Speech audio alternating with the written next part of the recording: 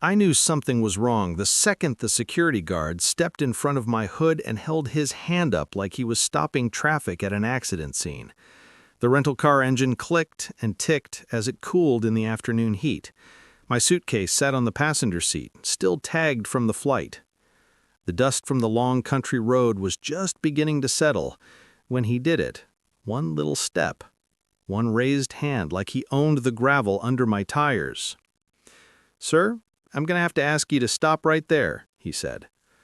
I rolled the window down the rest of the way and squinted at him. He had the full look: neon vest, radio on his shoulder, clipboard tucked under his arm, sunglasses that reflected my own confused face back at me. Behind him, the shiny metal security arm blocked the road. Beyond that, past the fancy brick columns with the Whispering Ridge Estate sign, I could see something else, the faint outline of my parents' farmhouse, way up the lane, exactly where it had always been. "I did stop," I said. "I'm just trying to get home." "Address?" he asked. I told him. My parents' address. The same one I'd written 1,000 times on envelopes growing up. The one I still had memorized better than my own apartment address in the city. He looked down at the tablet in his hand, tapped the screen with his thumb, and waited. His expression changed slowly, brows drawing together, lips tightening. "What?" I asked. "What's the problem?" He swallowed, glanced up at me, then checked the screen again, as if it might have changed in the last half-second. "Name?" he asked. "Ethan Walker," I said, already feeling a twitch of irritation in my neck. "I flew in this morning. I'm here to see my parents." He tapped again, scrolled with his thumb, and then his jaw clenched. "Yeah," he said, "that's what I thought." He took a breath, squared his shoulders, and delivered the line like it was a sentence. "You're on the banned list. Family isn't allowed on this land." For a second, all I heard was the ticking of the engine and the slight hiss of the AC. I actually laughed. I couldn't help it. After a day of flight delays, cramped seats, and stale airport coffee, this was somehow too ridiculous to process. "You're joking," I said. His face didn't move. "No, sir, I'm not. You've been flagged by the HOA. It's here, in the system. Do not admit. Banned from property." He turned the tablet slightly, just enough for me to see a screen with my name, highlighted in red. Under it, a note: "Do not admit without board approval. Prior disruption. Family problematic." My stomach dropped, and then something hot and mean rose up to fill the space. "Prior disruption?" I said. "I haven't been here in almost a year. I've never even met you. I've never spoken to anyone at your little gate. So how exactly did I cause a disruption?" He shifted his weight, suddenly less sure of himself. "I just read what's on the screen, sir. I can't let you through without authorization." Past him, the farmhouse roof glinted in the sunlight, the same roof my dad had patched half a dozen times, the same roof my mom would stand under and wave at me from the porch when I pulled up. It was right there, on the same land it had sat on for 40 years. "Listen," I said, forcing my voice to stay calm. "My mom called me because my dad fell last week and he's not doing great. I flew out here to help them. That's my parents' home. That's my home. Move the arm." He shook his head. "Can't do that without clearance. You're not on the allowed visitors list, and there's a note here from the HOA president herself. If I let you in, I'll lose my job." My grip tightened on the steering wheel until my knuckles went white. "This is my parents' property," I said. "I grew up on that land. The HOA doesn't get to tell me I can't visit my own family." He gave me a look I'd seen before on other people in uniforms. The look of someone who knows something's wrong but is too scared of losing a paycheck to push back. "I'm just doing my job," he said softly. "If you've got a problem, you'll need to go talk to the HOA office at the clubhouse. They can explain the situation." I stared past him again at the farmhouse. "Funny thing," I said, that heat in my chest settling into something colder, sharper. About banning me from my parents' land. He blinked. I'm on the deed now, and I know exactly how far your little authority out here goes. He opened his mouth to respond, but I was already putting the car in reverse. As I backed away from the gate, gravel crunching under the tires, all I could think was, to understand how some guy in a neon vest thought he could block me from land my parents had poured their lives into, we have to go back to when the HOA first showed up in our valley and decided everything they could see belonged to them. I grew up at the end of this road, long before there was a gate across it, and before anyone thought to slap a name like Whispering Ridge Estates on land that used to be known as the Back 40 where the wind never stops. Back then, there was just our mailbox, a cracked wooden post with Walker painted on it in letters my dad had insisted we do ourselves. The gravel drive cut off from the county road, wound between two cottonwoods and disappeared behind a rise. If you didn't know where you were going, you'd think the road led to nowhere. It led to the only place that ever felt like home. Our house wasn't much to look at, a single-story ranch with faded blue siding, a porch that saw better paint jobs, and a roof my dad patched more times than I could count. Out back there was a small barn with listing doors, a chicken coop that we pretended was escape-proof, and a garden my mom defended like it was a national treasure. We didn't have much money, but we had land, and my parents treated that like gold. They weren't big ranchers, more like stubborn smallholders. A couple dozen head of cattle, some goats that never stayed where they were supposed to, chickens, and a pair of old horses that were more family than livestock. My dad Mark was the kind of man who believed in doing things himself until his body physically refused. He'd come in from fixing fence with blood on his knuckles and act like he had just run to the store. My mom, Linda, was quieter, but tougher in her own way. She managed the books, the garden, the animals, the house, and my dad's worst impulses with a firm hand and a soft voice. We had our own set of rules out there. Rule 1, close every gate you open. Rule 2, if you use the last of something, write it on the list. Rule 3, you respect the neighbors and their land, and they respect yours. We didn't need a board of volunteers with clipboards to tell us how high the grass should be or what color the mailbox was allowed to be. The land told us what it needed. The seasons dictated the schedule. The rest was common sense and courtesy. I left after high school like a lot of kids do. The farm was good, but the town was small, and my parents always said they didn't want to trap me there. I went to college in the city, discovered that coffee came in more varieties than black and with sugar, and learned how to sleep through traffic instead of coyotes. Life happened fast after that. I found a job in IT, then a better one. I bought an apartment with more glass than insulation. I swapped my dusty boots for sneakers that never saw dirt. I called home on Sundays, sometimes more, sometimes less. I came back for holidays when I could. Drove that familiar gravel road, hugged my parents, fixed broken things while my dad pretended he didn't need the help. And all that time, back home, the land around them was changing. It started the way these things usually do, quietly, in someone else's field. Old man Riley died first. He owned the big tract of land down by the main road. No kids, no will anyone could find. The bank sat on it for a while and then sold it to a development company with a name that sounded like a yoga retreat, Silver Horizon Communities. I saw the first survey stakes during one visit, orange ribbons flapping in the wind. Mom made a face when I asked about them. Some company bought Riley's place, she said. They say they're putting in houses. Don't know what kind yet. Don't like it. Dad snorted.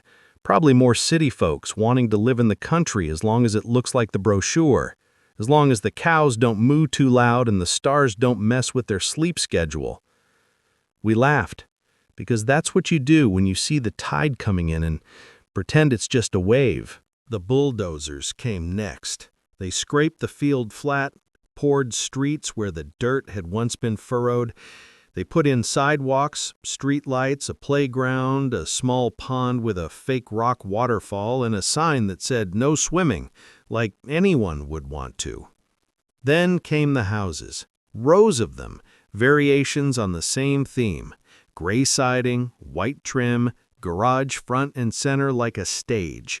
They looked like someone had copied and pasted one house over and over, changing only the porch railing and maybe a window shape to avoid suspicion. They planted a big brick sign at the entrance, Whispering Ridge Estates. Beneath that, in smaller letters, a deed-restricted community. "That's not a whisper," Dad said the first time we drove past it. "That's a shout." "Deed restricted," Mom repeated, rolling the words around like something sour. "Sounds like trouble." They weren't wrong. At first it was just extra traffic, more cars on the once quiet road, kids on bikes, joggers in neon clothes and headphones running like they were trying to escape something. Then came the first letters. "Dear neighbor," the envelope said. Inside was a glossy flyer inviting all residents and surrounding property owners to the first meeting of the Whispering Ridge Homeowners Association. There would be snacks, an introduction to community standards, and a chance to shape the future of our shared environment. Mom laughed and put it on the counter under a magnet. "I'm not going to some meeting about what color my front door is allowed to be," she said. "We're not in their subdivision, we're just near it." The second letter wasn't as friendly. This one came on actual letterhead with the homeowners logo at the top, a stylized ridgeline and trees that looked suspiciously more majestic than anything they'd planted so far. "Dear adjacent property owner," it began. It went on to say that the appearance of nearby properties impacts the overall aesthetic and property values of Whispering Ridge Estates. It encouraged my parents to consider aligning their exterior maintenance and visible structures with community standards, including limiting visible equipment and machinery, maintaining consistent lawn height, minimizing clutter in visible areas. It closed with a line that stuck in my dad's throat like a fishbone. "We appreciate your cooperation in making our community a beautiful place to live." "Our community," Dad repeated, crumpling the letter slightly. Mom smoothed a page out, more out of habit than respect. "It's just words," she said. "They're not talking to us, not really." She tucked the letter into a drawer in the kitchen with coupons and takeout menus from town. The letters kept coming. Some were invitations to community events, barbecues, meet your neighbors nights, kids' craft days. My parents never went. Others were more pointed. One said the old tractor parked by the barn presented an eyesore to residents driving by and might be considered abandoned equipment. Another requested clarification about the number of vehicles regularly parked near the house, implying there might be unauthorized tenants or commercial activity. My parents ignored the ones that deserved ignoring and tossed the rest. Every now and then Mom would mention them on the phone. "They sent another one of their little love notes," she'd say, trying to sound amused. "Your father says if they want to mow our grass, they're welcome." I'd laugh politely, but something about it bothered me. I made a mental note to look at the county records next time I was in town just to make sure nothing had changed. Life, as it tends to do, got in the way. Months passed. Then almost a year. I got promoted, worked later, called home less. A couple times I meant to visit and then pushed it back because something came up. Every time Mom said, "We're fine, honey, don't worry," I believed her. I heard the same quiet strength in her voice I'd always heard. I didn't notice the strain creeping in at the edges. Looking back, there were signs. Little things, like the way she hesitated when I asked how things were going with the new neighbors. "Oh, they keep to themselves, aside from the letters and the cars and the fireworks at weird hours." Or the way Dad would grumble under his breath in the background. "They think they own the sky now, and the air, and the bird song. I'd joke back, "Don't let them send you a fine for breathing too loud." We all laughed. We didn't see the knife in the joke yet. The first time things sounded truly off was 3 months before I flew back. I called on a weeknight, more out of guilt than routine. Mom answered on the second ring, voice a little hoarse. "Hey, Ma," I said. "How's the farm?" There was a pause, longer than usual. "Oh, same old chickens, same old stubborn man. We're getting by." "What's going on?"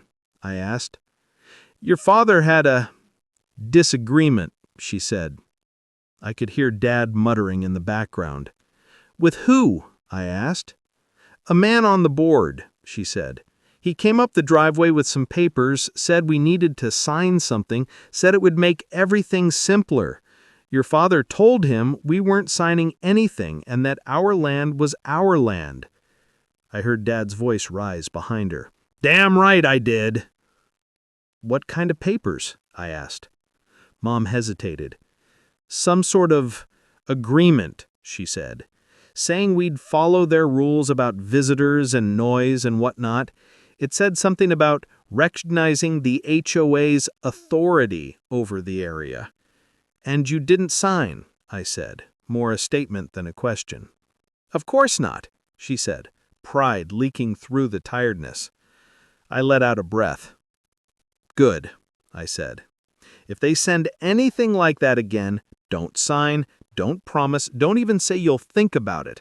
Tell them to put everything in writing and then send it to me." "I can handle a piece of paper," Dad called. "I've been reading fine print since before these kids were born." "I know you can. But I also know people like that. They like to push where it hurts." Mom cleared her throat. "Speaking of hurting," she said, "your dad took a fall last week." The world narrowed for a second. "What?" I said. "Are you okay, Dad?" "I'm fine," he said quickly. "Your mom's making a big deal out of nothing." "He fell off the second porch step," Mom said, ignoring him. "Landed hard, his knees swollen up like a melon. I wanted him to see the doctor, but he says, 'I said doctors cost money and I know what they're going to say. Lose weight, take these pills, stop doing the only things I know how to do.'" "Are you using the cane at least?" I asked. "Sometimes," Mom said, "when he remembers he's not 20. Dad muttered something that sounded like an insult to both age and gravity. The call ended with the usual promises, "We're fine, don't worry, take care of yourself, we'll call if it gets bad," but I hung up feeling heavy. I lay awake that night in my city apartment, listening to the low hum of traffic instead of coyotes, and thought about my dad falling, thought about my mom trying to haul him up the steps, thought about men in polo shirts walking up their driveway with papers in hand, smelling opportunity. 2 weeks later, I got the call that pulled the ripcord. It wasn't from Mom or Dad. It was from our old neighbor, Mrs. Jenkins. She'd lived in the little house half a mile from us since before I was born. She'd watched me go from a kid throwing rocks into the ditch, to a teenager fixing fences, to a man who only showed up a few times a year, but still got a wave. "Ethan," she said, voice thin and worried. "You got a minute?" My heart sunk. That wasn't a social tone. "Of course," I said. "What's wrong?" "It's your folks. I don't want to scare you, but you should probably come home for a bit if you can." "What happened? Is it Dad's knee? Did he fall again?" "He's moving slower," she said carefully. "And your mama's tired. Real tired. Those HOA people have been up and down that road like they own it. Security guards, board members, whatever they call themselves. They've been putting notes on your parents' door. I saw one of them tell your mother she's not allowed to have visitors after 9 o'clock without approval." I felt my jaw clench. "Not allowed?" I repeated. "On her own land?" "That's what they said. They've been telling folks in the subdivision that your parents' house is common area adjacent and that they're under community guidelines now. I don't know what any of that means, but it's stressing your mama out. And Mark, well, you know your daddy. He's mad as a hornet, but that knee of his means he can't go stomping around like he used to. I think they're hoping to wear them down. I sat on the edge of my bed, staring at the floor. Why didn't they call me? I asked quietly. Because they're proud, she said, and because they don't want to worry you. But they're not as young as they were, Ethan. They could use you. And honestly, somebody needs to put those HOA folks back in their place before they do something they can't take back. There were moments in your life when everything else gets quiet. All the excuses, the distractions, the reasons why now isn't a good time, they all just fall away. I booked a flight that night. On the plane, squeezed between a guy who smelled like old fries and a woman who kept elbowing me in her sleep, I stared out the window at the patchwork of land below and thought about my parents. I thought about Dad wobbling when he walked, refusing to admit it hurt. I thought about Mom trying to keep the house running while men with clipboards told her she needed permission to have her own son visit. I thought about that farm, the one place that had ever really felt steady, and what it would mean if the only people who truly loved it were too tired to fight for it. By the time the wheels hit the runway, I'd made myself two promises. One, I was going to help my parents however they needed it. Doctor appointments, paperwork, fixing things, fighting things. Two, if that HOA thought they could control who walked up to my parents' front door, they were about to learn where their property lines ended and ours began. I didn't expect my first battle to be with a guy in a neon vest at a gate that never should have been across that road in the first place. After I backed away from the gate, I pulled onto the shoulder under the shade of a scrawny tree and killed the engine. My hands shook, just a little. Anger mostly, and underneath that, something worse. Fear. If they were confident enough to put my name on a banned list, what had they already done to my parents? I took a breath, pulled my phone out, and called my mom. She answered on the second ring. "Hey, honey," she said, sounding more tired than I liked. "Are you off the plane yet?" "I'm in the car, almost there, but I've got a problem." Silence. "What sort of problem?" "I'm at the gate, the one down by the new subdivision entrance. They won't let me through. They said I'm on some kind of banned list and that family isn't allowed on this land." There was a clatter on her end, like she had dropped something. "What?" she whispered. "Apparently the HOA flagged me. I don't know how, since I haven't been here since Christmas and didn't punch anybody, but here we are." I heard her suck in a breath. "That woman," she said. "That horrible woman." "What woman?" I asked. "The HOA president. She came by last month and asked if we had family that visited often. I told her to mind her own business. She said sometimes family members could be disruptive influences, and that the community needed to protect vulnerable residents from outside pressure." My skin prickled. "Vulnerable residents?" I repeated. "She called you that?" "That's what she wrote on her little clipboard. She mentioned you by name, said she'd had reports that you were aggressive on the phone about their letters. I told her if you were aggressive, I raised you right." Despite everything, I smiled. "I'm gonna take that as a compliment."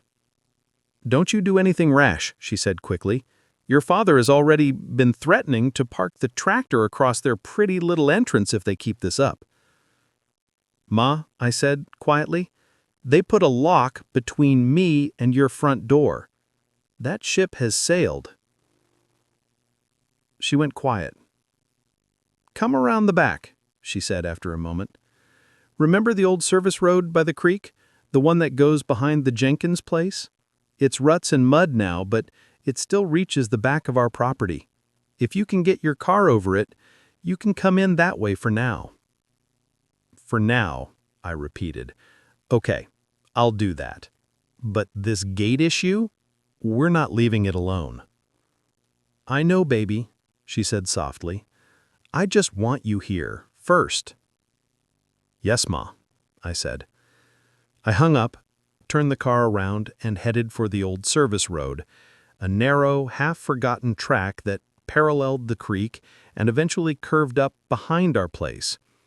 It had been used by utility trucks when I was a kid, then abandoned when somebody changed a route. Dad had kept it barely passable with a bush hog, mostly because he didn't like letting any path disappear completely. The rental car bottomed out twice, and I was pretty sure the guy at the agency was going to have questions about the mud up the sides. But I made it through.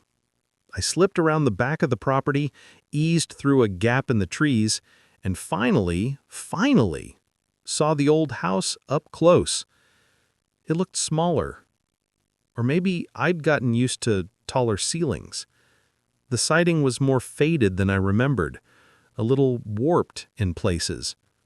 The porch rail had a new brace under it. The flower beds Mom used to obsess over were more weeds than blooms, though I could see she'd gamely tried to keep a few stubborn plants alive.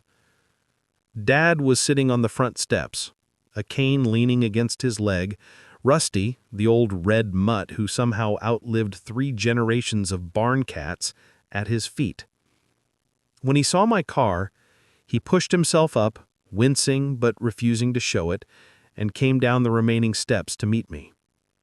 I barely got the door open before he pulled me into a hug that smelled of sweat, dirt, and the same cheap aftershave he'd worn since I was 10.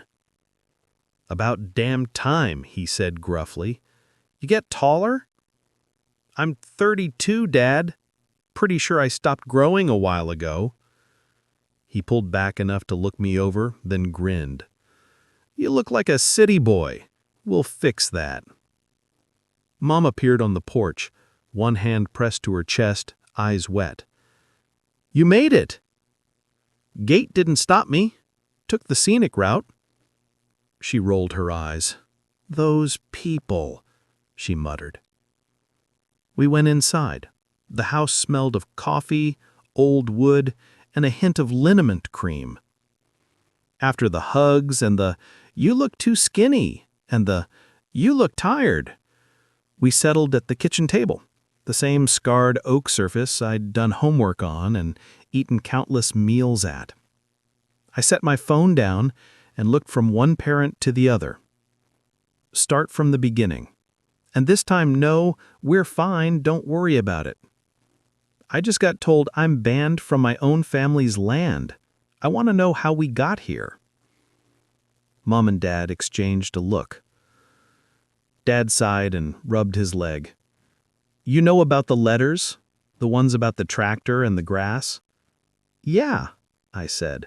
"Mom mentioned them. And the guy with the papers you didn't sign." "Damn right we didn't sign," Dad snorted. "They thought they could sneak us into their little club by calling it an adjacent property agreement. Called it a formality, said it would streamline community relations. I told them the only relations we needed was a wave at the mailbox and leaving each other alone." "Then they started sending security," Mom said, her voice tight. "Just one guard at first. He'd sit at the end of the road in a truck, watching who went in and out. We thought he was just for them, for their subdivision. Then one day he stopped our friend Carol from driving up to bring me groceries." My stomach clenched. "What?" I asked. "Said she wasn't on the approved list. She told him this was the Walker property, that she'd been driving that road before he was out of diapers. He let her through eventually, but after that she always called first. Said she didn't want trouble with the gate." "They started acting like the road was theirs," Dad said. "Put up that arm, stuck a logo on it, and suddenly every idiot with a name tag thinks he gets to decide who goes past our mailbox." I ran a hand through my hair. "Did you talk to the county?" I asked. "About the road, the easement?" Not yet, Dad said. Haven't had the energy. But I remember when they paved it 20 years back. The county supervisor at the time told us straight, this is still a county road. We just want it nicer for everybody. We never signed anything giving it to a private subdivision. Mom cleared her throat. Then the president came, she said. Carol, I guessed. Mom nodded, lips thinning.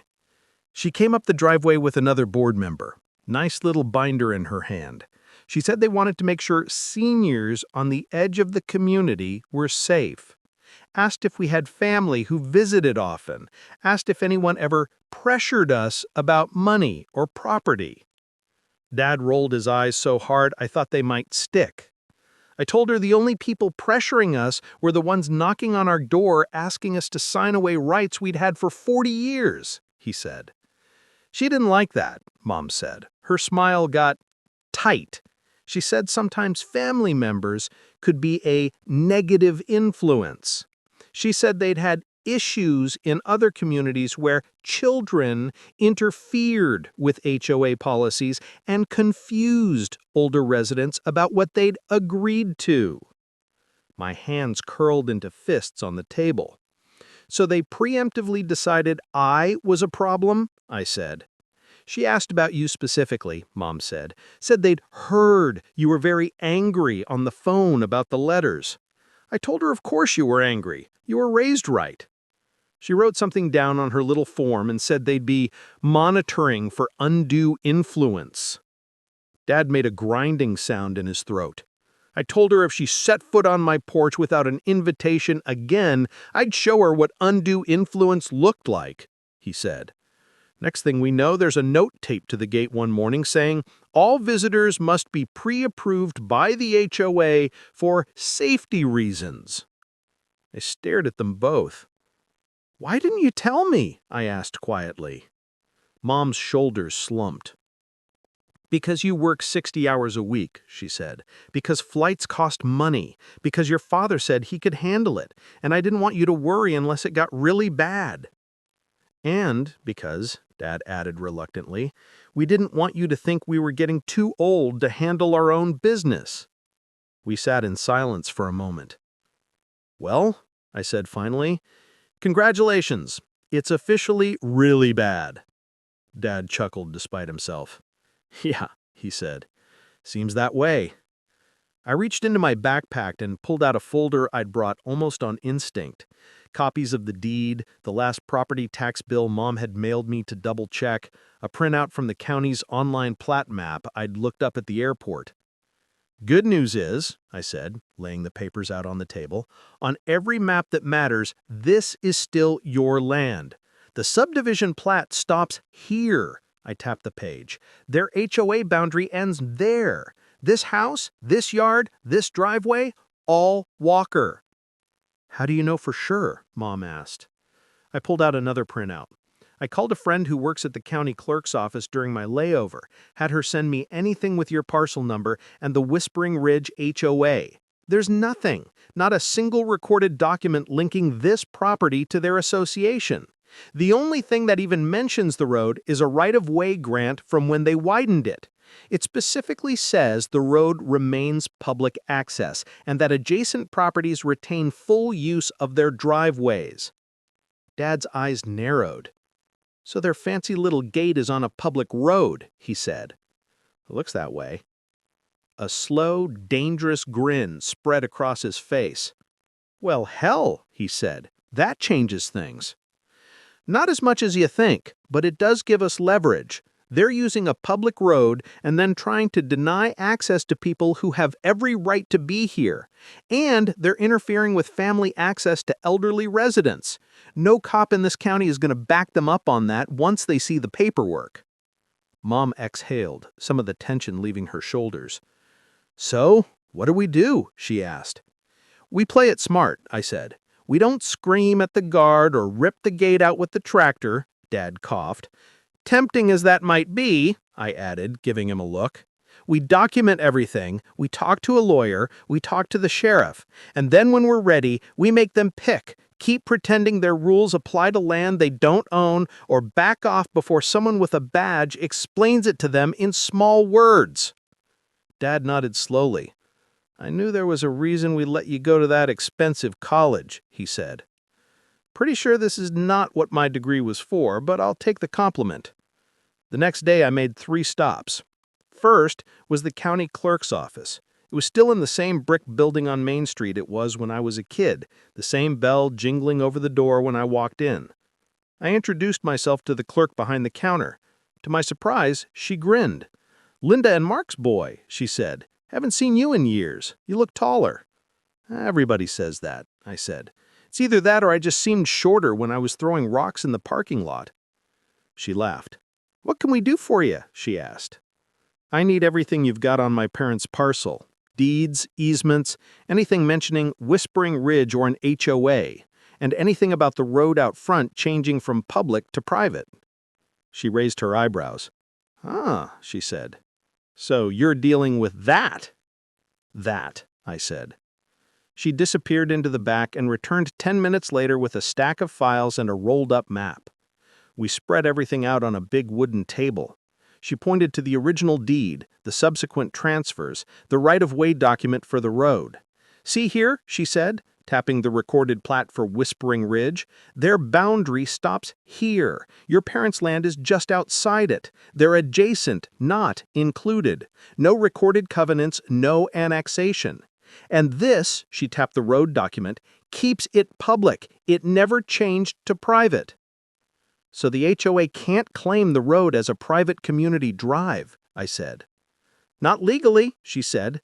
"They can put up a gate if the county lets them, but they can't use it to deny access to parcels with legal driveways.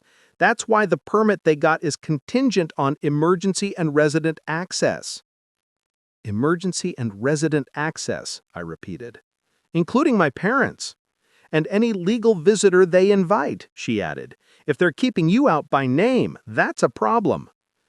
"Good to have that in black and white," I said. She smiled. "Well, in paper and ink, black and white comes from what you do with it." The second stop was at the office of a local attorney Dad had used a couple of times for odds and ends, wills updates, minor farm stuff. A man named Keller. He was older now, hair thinned, but his handshake was still firm. I laid out the situation, from the letters to the gate to the banned list. He listened without interrupting, then flipped slowly through the copies I'd brought. "They're overreaching," he said. "Not unusual for an HOA, but this is particularly stupid. They have authority over their members' lots and the common areas within their recorded plat. They do not have authority over your parents' parcel or their choice of visitors. The only gray area is the road, and even there the county's documents are on your side." "What's the best way to handle it?" I asked. "Carefully," he said. "Let the sheriff's office take the lead on the gate issue. Meanwhile, I'll draft a letter to the HOA's attorney. I'll lay out the facts. Your parents are not members, their land is not subjected to the covenants, the road is public access, and any attempt to interfere with family visits could be seen as harassment or even elder abuse." "Elder abuse?" I repeated.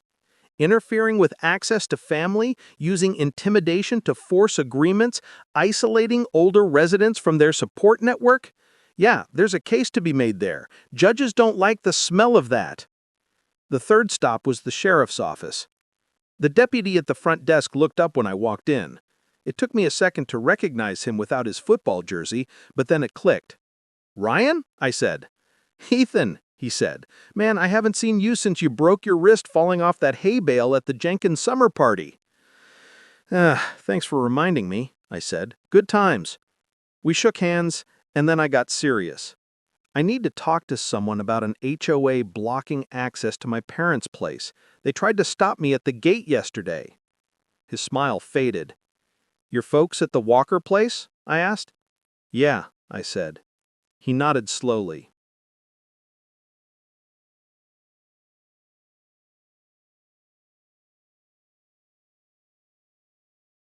"You're not the first one to complain," he said. "We've had a few calls about those HOA security guys getting a little too big for their britches." "Can you do anything about it?" I asked. That depends, he said. You got paperwork? I laid the copies out on the counter. Deed, plat, road document. He glanced through them, then let out a low whistle. Yeah, he said. That'll do.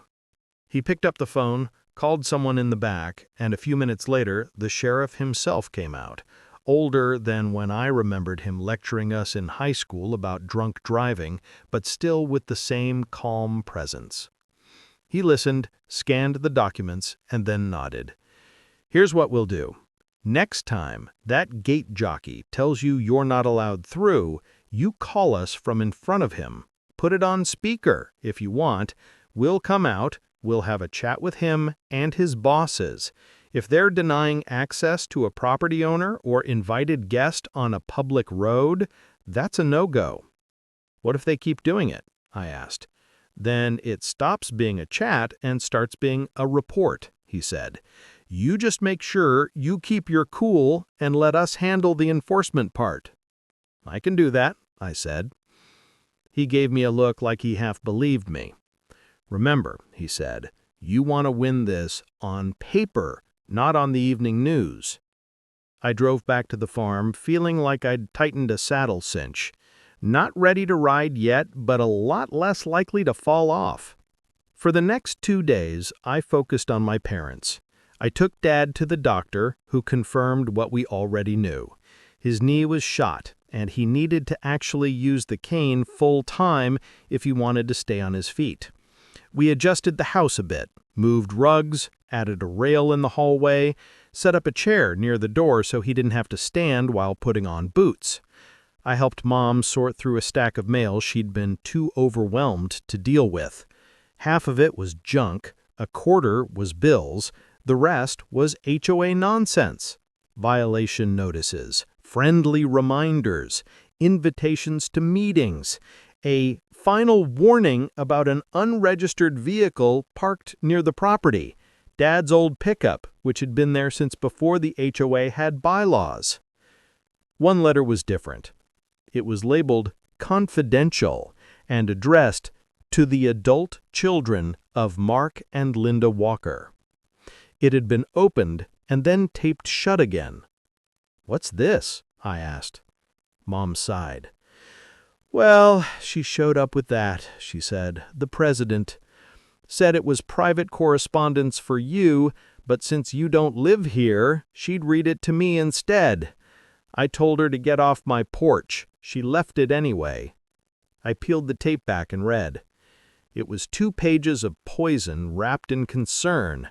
It talked about observed safety issues at the property, about potential neglect, about family members who may not have the best interests of the residents at heart. It said the HOA had a duty to protect vulnerable community seniors and would take appropriate steps if outside influences tried to pressure them into decisions contrary to community welfare. At the bottom, in a neat, looping signature, was the president's name. Oh, she's good, I said, my voice dripping sarcasm. She managed to accuse me of elder abuse and warn you I was dangerous without saying my name once. Mom frowned. Is that what that says? She asked. She read it fast and used a lot of big words. That's exactly what it says, I replied. She's trying to build a paper trail where you're helpless victims and I'm the big bad son manipulating you. So, if I come in and tell them to back off, they can say, "See, we told you he was a problem." Dad's jaw clenched. If anyone here is abusing your mother, it's me making her cook for a cripple, not some son who cares enough to get on a plane. I folded the letter carefully and slid it into my folder. Good news is, we're going to use this against her. She's trying to isolate you from your family. That's exactly the kind of thing elder abuse investigators hate to see. We're not there yet, but if she keeps pushing, this goes in the file. Mom and Dad both looked a little stunned. I just wanted to plant tomatoes and be left alone, Mom said softly. I know, and you deserve that. We're going to get as close as we can. The next morning, I drove back down to the main road and parked just outside the HOA gate, this time on purpose. The same guard was there. He stiffened when he saw me. "Sir, I told you." "I know what you told me, and now I'm going to give you one more chance to be on the right side of this before it gets official. I am an invited guest of the residence at my parents' address. I am also a co-owner on that property. You are standing on a public road. If you deny me access again, I'm going to call the sheriff and let him explain the rest." He swallowed hard. I don't have the authority to change the list. The system says... The system is wrong, and so is the person who put my name on it. But I'm not here to argue with you. I'm here to make a record. I pulled my phone out, hit the sheriff's number, and put it on speaker. "Sheriff's office," came the voice. "This is Ethan Walker. We spoke a few days ago about the HOA gate on Ridge Road. I'm at the gate now, and the guard is telling me I'm banned from accessing my parents' property despite being an invited guest and co-owner. The road is public. Can you send someone out?" There was a pause. "We'll dispatch a unit," the dispatcher said. "Stay put. Don't force the gate." "Wouldn't dream of it," I said. I hung up and looked at the guard. "You heard that," I said. He nodded, looking miserable. "I'm sorry," he said quietly. I can't override it on my own."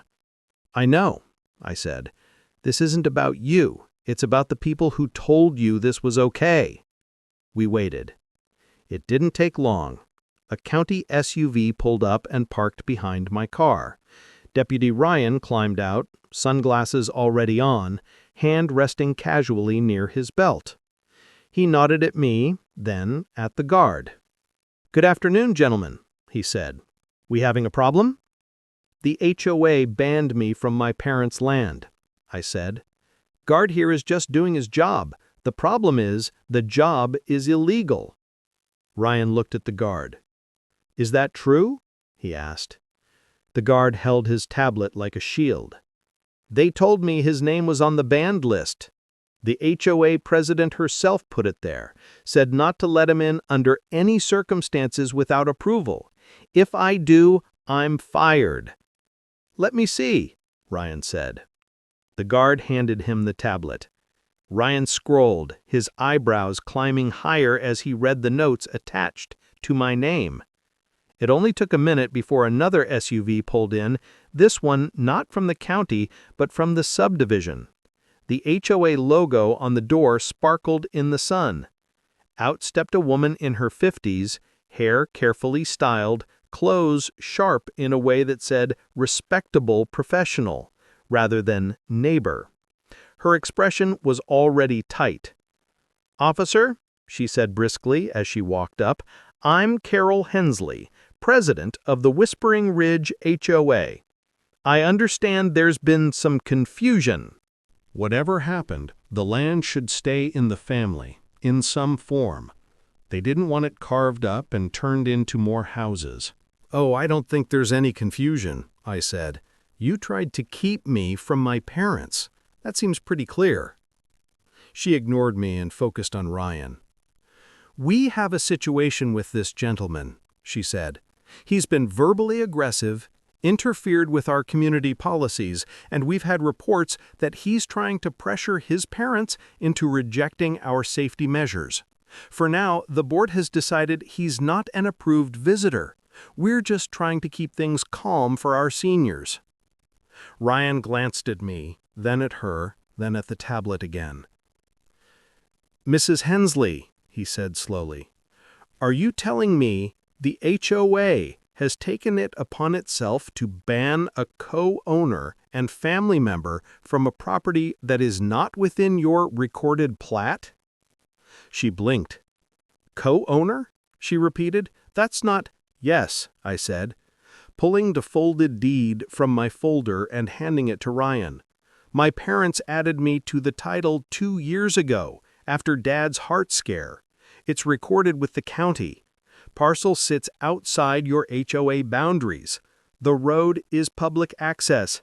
I have every legal right to drive up that lane, and you have none to stop me." Ryan opened the deed, scanned it, then nodded. "That's his name, and this matches what we saw at the clerk's office." He turned to her. "Your authority stops at your plat line. You can't trespass someone from land you don't control. You can't block a family member from visiting elderly parents on their own property. You sure as hell can't use a gate on a public road to do it." Her mouth tightened. "We're trying to prevent undue influence," she said. "We've had reports that he's—" "From who?" I cut in. "From you?" She shot me a look. "Adult Protective Services takes that very seriously. If we believe someone is manipulating vulnerable residents—" "And I'm sure they'd love to hear," I said, "that you tried to isolate those vulnerable residents from their only son, that you sent them letters implying their family might be dangerous, refused to let that family through your gate, and tried to scare them into signing agreements they don't understand." Ryan held up a hand. "All right, let's keep this civil." He turned fully to her. "Mrs. Hensley, you and your board can manage your subdivision however you want within the law, but I'm telling you now, as a representative of that law, that this man has a legal right to access his parents' property. If you or your employees block him again, we will consider it interference with property rights and possibly elder intimidation given the context. Do you understand me?" Her cheeks flushed an angry red. "We're trying to prevent undue influence," she said. "And then stop picking fights at gates," he replied. She pressed her lips together, then turned to the guard. "Lift the arm," she snapped. The guard, who had looked like he wanted to disappear for the last 10 minutes, scrambled to press the button. The security arm jerked and then rose, slowly, like it was embarrassed. I looked at her. "Since we're clearing things up," I said, "we might as well make it official. My parents' property is not part of your HOA. They will not be joining. They will not be following your covenants.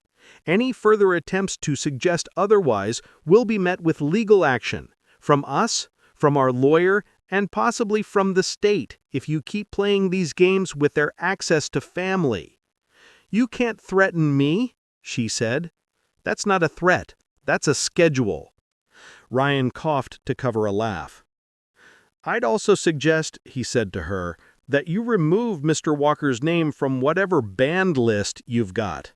Because if I hear you're still keeping a blacklist that includes non-residents and co-owners, I'm going to start wondering what else in your security setup doesn't quite line up with the law." Her eyes flashed. "We have a responsibility," she began, "and I have one too, to enforce state law, public road, private parcel, family access. That responsibility wins here." She turned on her heel and marched back to her SUV, muttering into her phone before the door even closed. Ryan handed the tablet back to the guard. "Do the right thing," he told him quietly. "Update the list." The guard nodded vigorously. "Yes, sir, absolutely." Ryan clapped me on the shoulder. "You drive on up to your folks. If you have any more trouble, you call us. And try to keep it to paperwork, all right?" "I'll try. No promises if someone swings a clipboard at my mother, though." He smiled. "If that happens, I was never here," he said, heading back to his SUV. I climbed back into my car, put it in drive, and eased past the now raised gate. As I rolled under the metal arm, I caught the guard's eye. "Nothing personal," I said. He shook his head. "Wish my job was on the other side of this thing," he said quietly. The road up to my parents' house looked the same as it always had. Same curve, same dips, same trees leaning just a little over the ditch. The only difference now was a gate at the bottom that had no more power over me. I pulled up to the house, stepped out, and was halfway up the porch steps when Mom called from the kitchen. "Well," she shouted, Did they let you in? I grinned. They didn't have much of a choice, I said. The law's on our side. We spent the afternoon telling them everything that had happened. Mom's face cycled between relief, anger, and a weary sort of gratitude. Dad's eyes sparkled when I described the president's expression as Ryan read the deed. Well, I wish I'd been there, but I suppose it's good I wasn't. My blood pressure doesn't need that entertainment. Over the next week, things shifted. A formal letter from Keller, the lawyer, went out to the HOA's attorney, laying everything out: the deed, the plat, the road status, the attempted isolation. He CC'd the sheriff and, interestingly, the regional office that handled elder abuse complaints. The HOA responded, of course. Their lawyer wrote back with slippery language about misunderstandings and differing interpretations of easement implications, but buried in the legal hedging was what mattered: an acknowledgement that they had no deeded authority over my parents' parcel, and that the road remained subject to public access rules. At the same time, word got out within Whispering Ridge. You can't have cops at the gate and the HOA president arguing with a man holding a deed without people noticing. Homeowners started talking. Some agreed with the board, muttering about troublemakers, but many didn't like what they heard. You mean they tried to keep a son from seeing his own parents? One woman asked at a board meeting, according to Mrs. Jenkins, whose hairdresser's sister lived 2 streets in and was always happy to share. That's not what happened, Carol insisted. Then what did happen? Another homeowner demanded. Because that's what it looks like from my porch. Pressure built. At the next election cycle, whispers turned into votes. Carol was graciously thanked for her service and replaced with someone whose first agenda item was rebuilding trust with both residents and our neighbors, according to the newsletter that somehow still found its way into my parents' mailbox. One afternoon, a nervous young man from the new board came up the driveway with a folder in his hands and an apology rehearsed on his tongue. "We just want to make sure we start off on the right foot," he said, shifting from foot to foot on the porch. "We're revising our security policies. Visitors of adjacent property owners will no longer be screened by the HOA, and your son's name has been removed from any lists. It never should have been there." Dad stared at him for a long, uncomfortable minute. "Son," he said finally, "you keep your people's hands off my gates and out of my mailbox, and we won't have a problem. That's about as right a foot as you're going to get." The kid nodded vigorously. "Yes, sir. Absolutely, sir." He handed over a formally worded letter signed by the board acknowledging that my parents' property was not and had never been part of the association, and that the HOA had no authority over who visited them or when. Mom taped it to the fridge with a magnet shaped like a chicken. "Why the fridge?" I asked. "Because I'm going to look at it every time they send us a newsletter and remember they scared themselves straight." Life didn't go back to exactly how it had been before the subdivision, because that's not how time works, but it found a new, steadier normal. The gate stayed, but it became just another pointless thing at the bottom of the road, like a stop sign in the middle of nowhere. The guards still sat there, but they waved when I drove past now. The security arm went up and down, mostly for show. My parents kept getting the HOA's glossy newsletters. Talk of pool repairs, parking rules, approved holiday decorations.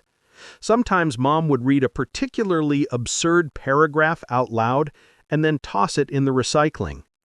We made some changes that had nothing to do with the HOA, too. We updated my parents' medical directives and power of attorney just in case.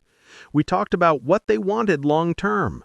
They both agreed on one thing. We met with Keller again and drew up a trust that put some extra armor around the property.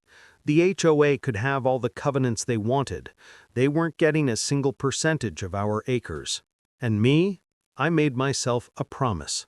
No more letting months slip by between visits. No more assuming, "We're fine, don't worry. meant what it used to. Every few weeks, I made the drive or the flight, depending on how busy work was. I scheduled calls with reminders instead of relying on my memory. I learned that sometimes loving your family means not just being there when things break, but being there before they do.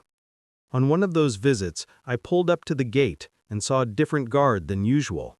Older guy, thick mustache, tired eyes. He stepped out of the little booth as the arm started to rise.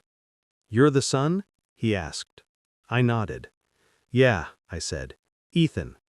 He jerked his chin toward the ridge line. "Your folks are good people. I'm real sorry for the way that first mess got handled. Didn't sit right with a lot of us." "Appreciate that," I said. He squinted at me. "They tried to tell us we could decide who got to see their own parents," he said. "That's not security. That's something else." "No argument here," I replied. He stepped back and gave a small salute.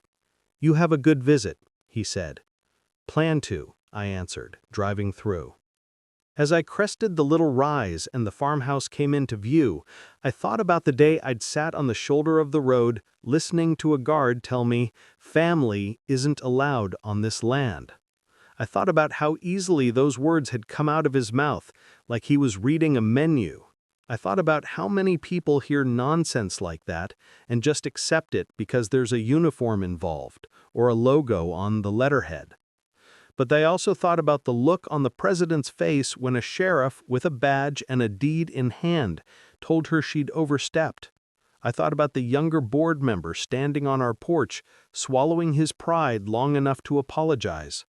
I thought about the words on the fridge, the ones Mom read before she tossed another useless HOA newsletter in the bin. If there's a moral to any of this, it's not that all HOAs are evil.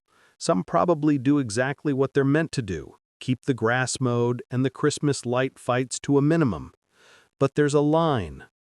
The moment a group of neighbors with a rule book decides they can control who you see, who you hug, who shows up with soup when you're sick, that's the moment they stop being a community and start being something else entirely. My parents' land was never part of their HOA.